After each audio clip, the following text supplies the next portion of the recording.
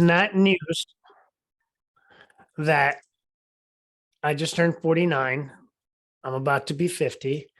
And Dr. Zoolittle, you and I happen to talk and coach on anti-aging, and I'm all into that because I haven't hit the fact that I'm going to live to 147. That's my target, but not just laying in bed hooked up to an IV. Like, no, just active, adventurous, 120 years old. I'm going to be paddle boarding. There we go. So, I'm stopping and seeing people I went to school with, diabetic, heart disease, getting strokes, getting heart attacks, 3 that passed this past year. And it doesn't have to be that way. So anti-aging isn't just, I'm going to get some of these wrinkles out, and it can be. So talk to me about the hope, like what's possible. Is a comeback possible? A comeback is absolutely possible. And here's why. Because your body wants to do that. So you have at the cellular level, right, and then at the systems level, mechanisms of miraculous power to give you strength, fitness, youth, energy, ability, healing, regeneration, right? The list goes on. Like the miracle of the body, whether it's a human body or whether it's one of my babies with fur, right, is that it is not the inanimate object that just breaks and gets worse. Something breaks, it gets better. Something's not optimized, it gets removed. But it can only do that when you give it what it needs. So here's the thing, we don't typically give it what it needs when we're experiencing youthfulness, right? Between the ages of whatever, let's say 15 and 25, how many people are really thinking about them? Nobody, right? We're too busy playing and making stuff with friends and doing college and fun things, right? We're not thinking, we're all invincible and perfect at that stage, right? Yeah, we are. Yes, we are. And then we get old. And then time continues, yeah? And we start to go, oh, I used to be able to do that. I used to not have this wrinkle. I used to feel like I could run all day or whatever, right? Suddenly, I can't. I guess that's aging then. I guess that's normal. I guess that's what happens. Better just suck it up, accept it, and move on. Suck it up, Buttercup. You're getting old. However, that's the default position that happens if you don't do anything at all. The alternative that we have is that you can reject that default position and say, no, I'm going to make a decision. I'm going to deliberately choose a better option. My body wants me to have a better option. The systems are there to do that. I now need to start paying a little bit more attention to what am I putting into my body to nourish it, to optimize it, to clean it out so that it can perform at the level that it used to perform at. And if you need a kickstart because things have gotten really bad, or you have paid no attention, or maybe you're 100 already, right? You can do things like stem cell therapy or prolotherapy or other sort of more of that kind of fringe biohacking. The science is strong, but nobody really knows about it yet. Stuff that is going to take it to really seriously the next level. And that means that your physical ability to do the splits, run a marathon, do parkour, whatever, right, starts to come back. You've still got to work your body. It's not a magic pill, right? But that's your starting point. And if you want that wrinkle to go, then your starting point is to feed your body the collagen and the glucosamine and things like that, and hydrate, right? So you can put things on and that will help. If you don't do what's on the inside, you won't get it. So aesthetically, physically, and then on your levels of energy, you can have it back. So we can have the comeback to be like we were at 25 and 27. Yeah. If you want it, it takes work, right? We all want the magic pill, like fountain of youth or whatever, right? But it's not a myth to be able to age in reverse. And science is getting to the point, longevity science is getting to the point where it's like we've almost cracked the ability for every year that you get chronologically older, we can rewind a biological year, which means effectively you're doing that, right? You're staying in stasis, you're staying at a fixed age point. But we also know that there are people who are in their, like us at 64 or something like that, whose biological age is in their 30s. So that's a big chunk of time. That's huge. That you can wind it back. And now what if you could do that, whatever age you're at, drop a decade or two, right? And then hold that in stasis so that now you're fixed at that point of 35 or 27 or 42 or whatever it happens to be that you've dropped it down to. You can now maintain that point so you don't have to, lose it. So you're talking external, so I can look younger, which helps me feel younger. Of course it does, because confidence is everything. And that's where some people, they'll fight that cosmetic side. It's like, no, if something helps you feel a certain way, and then you've got the behavior that will be backed up because you feel that way. It's like wearing a specific outfit. When I wear an athletic type outfit, I want to be active. When I wear you're taking your wife out to town outfit, I want to take my wife out to town. So same thing with the cosmetics. If my hair and face look a certain way that evoke a feeling, there's a great chance that my actions are going to follow up to maintain that feeling. So I always invite somebody, if they're hesitant in their head because the programming that they've had of society, it's like, oh, I want my face to look better. I want my skin to look better, but I don't want to be vain. Like, it's okay. Like, it's okay, especially when that's a jump start to evoke the actions for you to get your comeback. So you kind of alluded into it. I've got 4 steps to evoke that comeback, which I'm going to cover here in a little bit. I'm going to ask you based on how you work with your clients. If you were to break it down into a little template, what would those be? Oh, and afterwards, I want to hear about stem cells. That's always fascinates me. It's like, I don't quite get what that is. So really curious about that. Well, let me go back for 1 second first. You're saying what you're wearing changes your behavior because it has an impact on your level of confidence or who you feel attached to it, what facet of your identity you feel attached to at that point. And so the way I like to think about it is because I spend a lot of time in the performing arts, in theatre and in film, and you wear a costume. When you're a character, you wear a costume, and that is a huge part of communicating to the audience who you are, what your role in the play or the performance is. And so I consciously, I guess, because I've been in that world for so long, think about, well, what costume do I wear today? What character does that bring out of me in terms of behavior, thought patterns, routines, but also levels of energy, what kind of engagement I might have. And so that can be very powerful. For other people who an aesthetic component doesn't resonate, don't worry. There will be other things that will hook for you, right? But that can be super powerful. How do we fix the inside? How do we re-optimize? How do we power that up so that the body can start taking over and bring increased youthfulness? Okay, well, I mean, my patients actually have fur. They've got 4 legs. I talk to their pet parents, right? But the principles of longevity, according to the science, right, is the same whether you've got 2 legs or 4. So that I have a system of the 7 pillars of longevity that will address everything that your body needs to have realigned or rebalanced or brought back into calibration to give you that outcome. And it's the same for your dog as it is for you. So nutrition is one of those. Mammals, right? Yeah, we've got stuff in common, and longevity is one of them. So you've got to nourish your cells. You've got to feed. You've got to put the right food in. It's got to be food that is actually food, not food that's poison or food that's adulterated and not food. When it comes to your animals, it's got to be food, not feed. There's a different category. It's got to be not a plate of poison.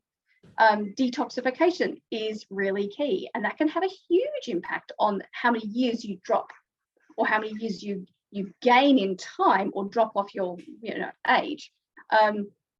Microbiome and supporting the microbiome that you have, which is not just in your gut, although that's an incredibly important one, but you've got oral microbiome, skin microbiome, like everywhere you've got microbiome. So making sure that is working synergistically. It's there for a reason. It's there to give you more than what you can do if you were by yourself. It's like any kind of community. You do better when you're in company than when you're alone. So make sure it's the right company, not the bad company. Microbiome detox, natural environments. Animals are supposed to live their life outside, connected with the ground, messing around in the soil, having fresh air, being in sunlight. Like all those things are so key, and it's exactly the same for us, and yet we live inside. Everywhere that I do any type of research on longevity or anti-aging, it's get first sun, wake up, get 2 bursts of 15 to 20 minutes of direct sunlight. There's no difference. And the mammals are the mammals are the mammals. I love that. It'll also set your circadian rhythm. It has an impact on your hormones. If you eat enough green leafy veg in your diet, then it will also give you the power of plants, in the sense that the plants will photosynthesize, turn that sun energy into fuel. You can do that too if you eat enough of them. So you can really boost with the sun in about 6 or 7 different ways. Why not? It's free.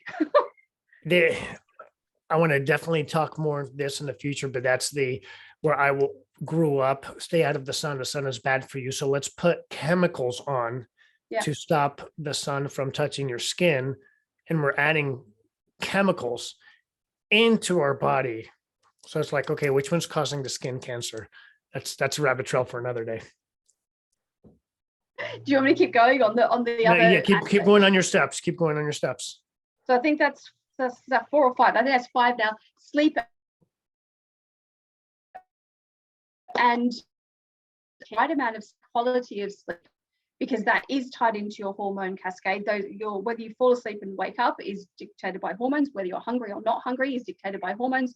Whether you have youthfulness or not youthfulness, growth or decay is dictated by hormones. So sleep and hormones really do go together in a lot of ways to facilitate optimizing in that way.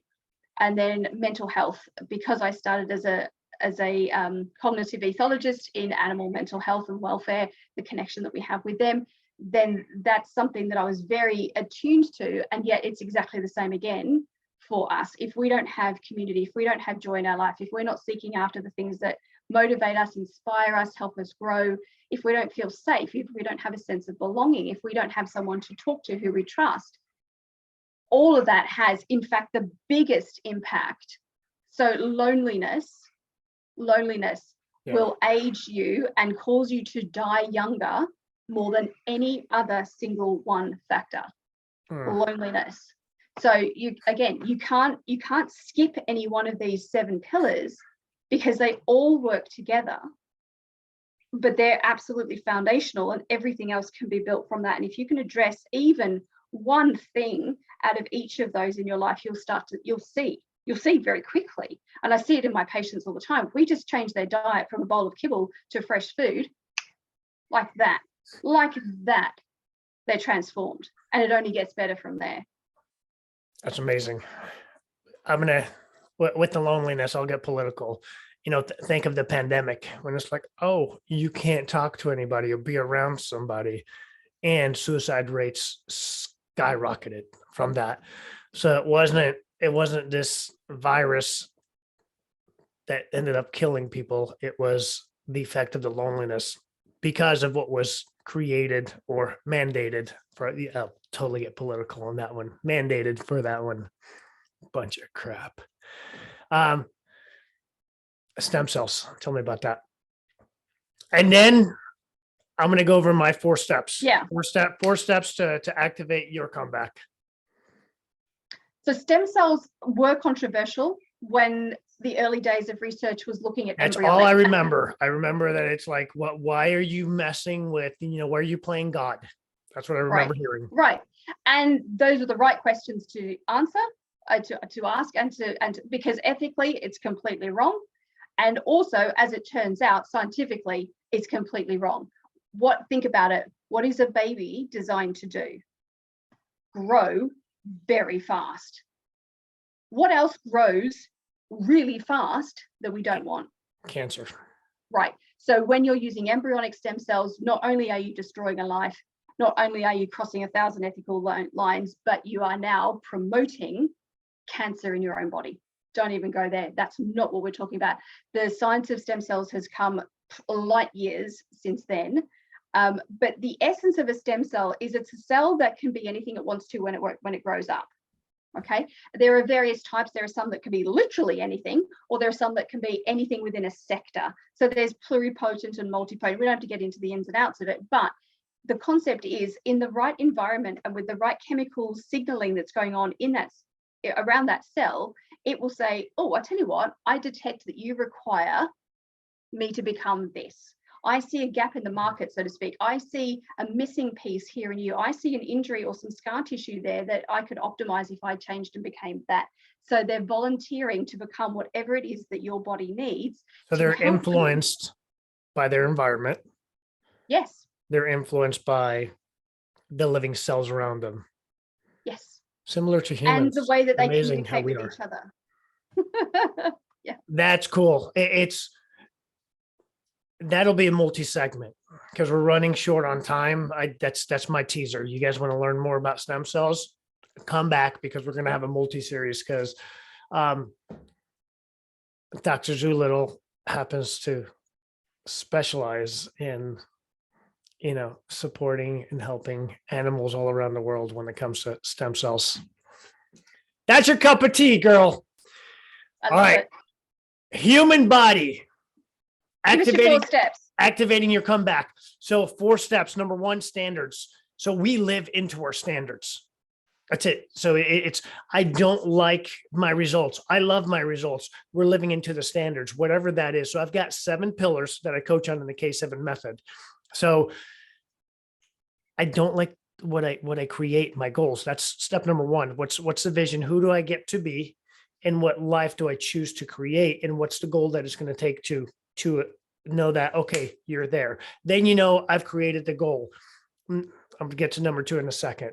Number 2 is kryptonite. We'll come back to that. Is what's my standard in poisoning myself? Do I drink 3 or 4 alcoholic drinks a night? Well, my standard is to where I'm going to have 1 a week. Not one's better than the other. Not one's right, not one's wrong when it comes to the judgment aspect, but it is a cause and effect. Is the effect of it aligned with my standard of how I choose to be? Before I come on live, do I drink half a fifth of vodka? No. Why? Because my standard is to be cognitive and alert and attentive when I'm live. Okay, got it. So number 1 is raising the standard to where it matches the way that you choose to live. So I'm reversing the clock from 49 years old to 27 years old. Okay, got it. So I get to do the checklist on my standards with that. Number 2 is, love this one, look for evidence. Yeah, love it. So often, if we're not living a specific way, a pattern that I see people do is they put on the victim mask. So there's 3 traits that I see when we wear the victim mask: blaming, complaining, or justifying. I couldn't, because it's their fault. So it sucks, because if you blame, complain, or justify, you're wearing the victim mask. So number 1, I'm going to say, take that off. Then look for evidence. So I would be like, are there 50-year-olds that are living that quality of life that I choose to live? Who could you role model? That's it. My wife and I were going horseback riding through the hills, and it's freaking awesome. And I can bet you I could find 50-year-olds that would be like, I'm too old for that. I can't, my back can't handle it. My knees can't handle it. And step number 2 is look for evidence. What we believe actually starts creating neural patterns in our subconscious. So behavior is created because that's a belief. So purposely go out of the way to look for evidence that backs up the way that you're choosing to live. Because typically it's like, oh, see, they had a heart attack and they were 52 years old. So you're looking for it's easy for us to look for evidence that brings us down. Step number 2 is look for evidence that builds you up, that activates that comeback, that activates the anti-aging within you. Number 3 is identify the kryptonite. So I wanted to identify evidence on living that high energetic self. And I'll come back to the kryptonite in a second. We see 60-year-olds, 70-year-olds, 90-year-olds. I lived in Florida, and I would see 104-year-olds playing tennis, playing golf. And most people in the United States would be like, you don't live to 104. It's like, well, that person is, and they're active. That one's paddleboarding. Fantastic. So 3 is the kryptonite, and kryptonite would be the poison. So you were talking about one of your pillars is detoxification. Yeah. So it's, well, what's toxic that's coming to me that's aging me? So I've got this, all the cells in my body. I've got my internal, I've got my external. We're typically consuming things that are aging us quickly, that are toxic to us. So the aging is because it's toxic. So identify, what is that kryptonite? Is it the 3 or 4 drinks of alcohol? Is it that dessert? It's just a little dessert, but it's sugar free. So it's all of these justifications. So ripping that victim mask off and identify the kryptonite. Stop speeding up the aging. So you talk about it with your furry friends, where a dog can live 19, 20 years, but they're only living 9, 10, 11 years because we're feeding them kryptonite with feed, the kibble, which is not food. Right. The 4th one is then we shift our pattern. And that would be the 7 steps in the K7 method. So that would be, okay, how do I increase my hydration? And what kind of water do I drink? Because not all water is the same. It's identifying life to consume, which is real food. Real food is life. So if I consume life, I get life. If I consume non-life, I can't recharge my battery by consuming non-life. Oh, the shelf life for that is like 20 years. Well, it's got very little life then if the shelf life is 20 years.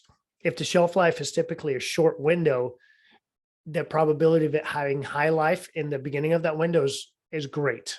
So going through each of these strength training, how do I increase my muscle tissue? Because muscle is longevity, is the organ of longevity.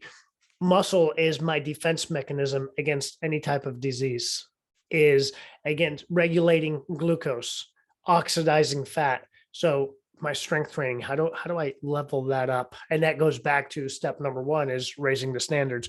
So breaking it down to those 4 steps is, when you want to activate the anti-aging, is raise your standards. Know what you want, raise your standards. Number 2, look for evidence. There's people around that are living the way that you choose to live. Look for evidence to retrain those neural patterns. Number 3, identify the kryptonite that's speeding up the aging. So we know it's like, oh, demon, stay away. You don't get to come in here and speed up my aging.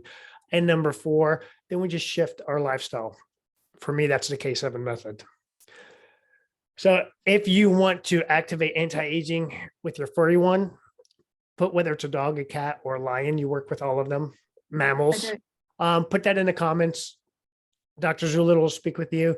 If you want to do it to you, put down a number, put the age that you want to reverse your current age to. Put that in the comments. You and I will talk and we'll see how we can, shift your pattern to where you've got that.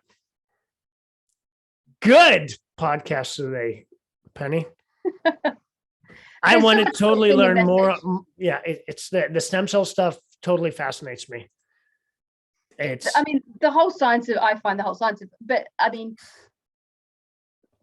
find this is why I say longevity is so important. It's not for living to a certain point, although you may have a number as you do. It's because for me, it represents freedom and joy, right? When you have the freedom to live the life that you want to have because you're not physically limited, right? This is the only body that we have, right? I can't jump out of this body here and jump into someone else's and continue living life according to who I am on the inside. I have to live in this one here. So if this one starts to break, if this one starts to let me down, if this one becomes, whatever, unable to do, then I'm now unable to do. I don't want that. So for me, it represents the freedom. And then with the freedom comes the joy, because you're engaging in the things that you've decided are valuable and meaningful to you. And then now your whole quality of life is raising significantly, and you happen to get more of it as like a side benefit. So good. I got my little girls out there calling. We'll see you guys next Thursday. Thanks again for watching. You know what? Like it, comment, share this. Share this with somebody that you want to join you in your anti-aging journey. See ya.